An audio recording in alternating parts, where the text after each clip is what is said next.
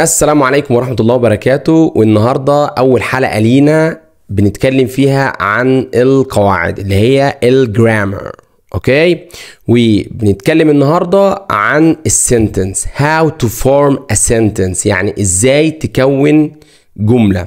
طب واحد هيسألني يقول لي ايه الجملة دي يا استاذ؟ الجملة دي بتتكون من 3 main parts، يعني 3 اجزاء مهمين. ايه ال3 اجزاء دول؟ تعال اقول لك ال3 اجزاء دول. اول جزء فيهم السبجكت، subject يعني فاعل. تاني حاجة verb يعني فعل. تالت حاجة object يعني مفعول.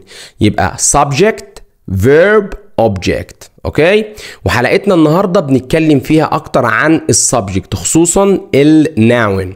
اوكي، طيب نبدأ دلوقتي بالسبجكت. السبجكت ده بينقسم، اللي هو الفاعل، بينقسم الى جزئين. الجزء الاول اسمه ناون، والجزء الثاني اسمه بروناون. يعني ايه ناون؟ يعني اسم. ويعني ايه بروناون؟ يعني ضمير. وان شاء الله حلقة البروناون هتبقى حلقة كاملة بنشرح فيها كل الاجزاء عن الضمير. النهارده بقى بنتكلم اكتر على الناون. تعال اسألني كده وقول لي يعني ايه ناون؟ يعني اسم. ممكن يكون اسم شخص، اسم شركة، اسم مكان، اسم مدينة، اسم دولة، اسماء كتير في الحياة. اوكي، طيب الاسم ده بينقسم الى ايه؟ الى جزئين، بنسميه كده singular. يعني ايه singular؟ يعني مفرد. و plural يعني جمع. يبقى احنا عندنا الاسم بينقسم الى جزئين، singular يعني مفرد، و plural يعني جمع. وبينقسم الى حاجة اسمها كمان human or non-human. يعني ايه هيومن؟ يعني انسان او بشر. ونون هيومن يعني حاجه، الشيء او اي حاجه غير الانسان بايه؟ بالعقل. وبينقسم كمان الى حاجه اسمها regular يعني منتظم، وحاجه اسمها irregular يعني غير منتظم. نبدا دلوقتي بالاسم المفرد العاقل المنتظم، وازاي نحوله من اسم مفرد عاقل منتظم الى جمع عاقل منتظم. تمام؟ طيب نبدأ دلوقتي مثلا عمر اسم ايه؟ مفرد عاقل، انسان. اوكي، لما اجي اجمعه اقول كده عمر اند علي، عمر اند علي. يبقى انا كده حولت من عمر المفرد لحاله الى عمر اند علي جمع. For example، عمر and علي are friends. عمر and علي are friends. اوكي، طيب ده اسم ايه؟ انسان او اسم شخص. نيجي بقى لبقيه الاسماء. اسم مثلا زي الوظيفه like teacher، like doctor، like nurse، father، boy، girl. تعال بقى نحولها لايه؟ لجمع. انا عشان احول الاسم المفرد لجمع لازم اضيف 3 اشياء، اس او اي اس او اي اي اس، وده للاسم المنتظم، لان هناخد دلوقتي الجمع الغير منتظم. وخلي بالك معايا عشان تفهم المعلومه. انا عايز دلوقتي احول كلمه ايه؟ boy تبقى في الجمع boys، girl girls، teacher teachers، doctor doctors، nurse nurses.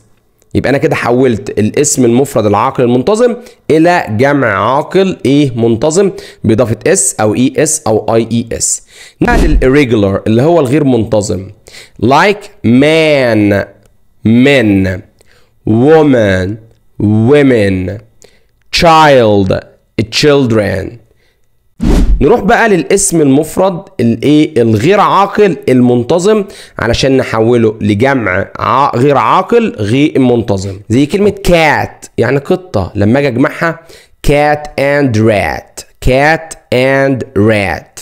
اوكي، طيب انا عايز اجمع كلمة قطة يعني ايه؟ cat، لما اجي اجمعها cats، rat rats، pen pens، chair chairs، door doors. اوكي، تعالى بقى نتعرف على الاشكال الغير منتظمه في الاسم المفرد غير عاقل، نحوله الى جمع غير عاقل ايه؟ غير منتظم. زي كلمه mouse، لما اجي اجمعها اقول mice. كلمه louse lice. كلمه foot feet، tooth teeth، goose geese، sheep sheep، deer deer، fish fish، لكن لو انا قلت fishes هنا انا غيرت معنى الايه الكلمه، بقت معناها انواع الاسماك. انواع الايه الاسماك. اوكي. كلمه food جمعها food، لكن لو انا قلت foods بقت معناها انواع الاطعمه. يبقى احنا كده تعرفنا على كل حاجه في الايه في النون. تعالى بقى ندي ايه امثله كده على المفرد والايه والجمع. The boy is clever. The boy is clever يعني الولد ممتاز. هنا قلت ايه the boy، يبقى the boy هنا ايه اسم مفرد. لكن لو انا قلت the boys are clever، the boys are clever، هنا صارت الكلمة ايه جمع، لان بقول الاولاد. تمام. طيب كمان مثال.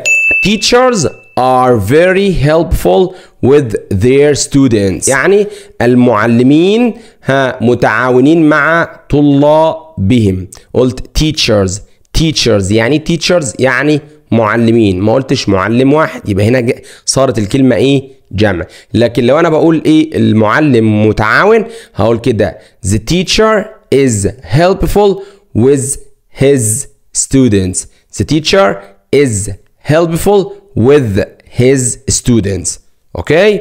ويبقى كده احنا خلصنا الحلقة وعرفنا يعني ايه اسم مفرد عاقل واسم مفرد غير عاقل، ويعني ايه جمع عاقل، ويعني ايه جمع غير عاقل، ويعني ايه منتظم، ويعني ايه غير منتظم.